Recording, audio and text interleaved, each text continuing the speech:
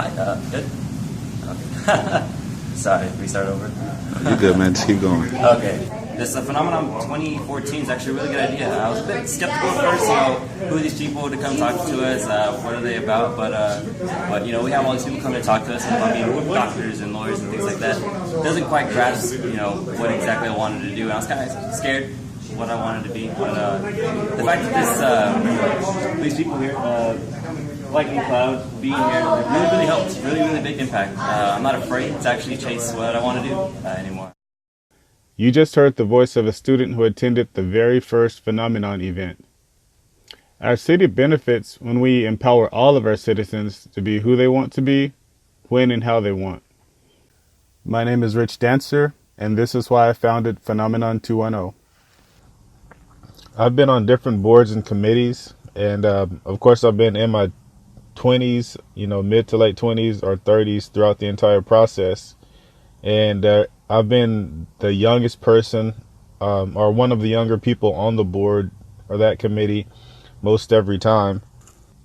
And the people at that table are usually responsible for coming up with ideas, concepts, and programs that are supposed to be relevant for middle school and high school students.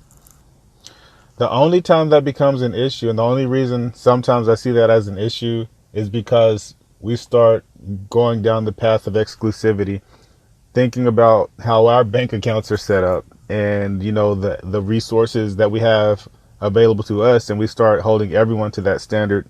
We're so far removed from the struggle that we can't really, relate anymore to where exactly young people are in their life in some situations. So a lot of times this exclusivity in career and educational development is manifested through things like tradition, like we've always done it this way, so this is how it needs to be done.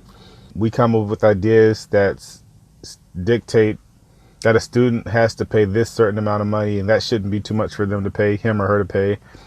They need to be here at this location at this time when we say they need to be there, and dressed the way we want them to be dressed, saying the words and acting in the behaviors that we want them to, speak and act in before we'll give them access to the resources and the tools that we have. Not keeping in mind that there are times in certain situations where people can't even afford bus fare to get from one place to another, or, suits or whatever dress requirements that are necessary. The things that we take for granted, and we think everyone should be able to complete these seemingly like minuscule tasks, could be a mountain, that blocks someone else's progress. And if we're putting their opportunity to get these resources and tools to help them develop just on this other side of that mountain, thinking it's a molehill, seeing it from our perspective, then we're going to keep a lot of people, we're not going to make this accessible for a lot of people. And that's just something we can't afford to do if we're going to also try to take on the label of a world-class 21st century city that's accessible and available to all. So Phenomenon210's purpose is to make career and educational developmental tools accessible to all students on a 24/7, 365-day-a-year basis.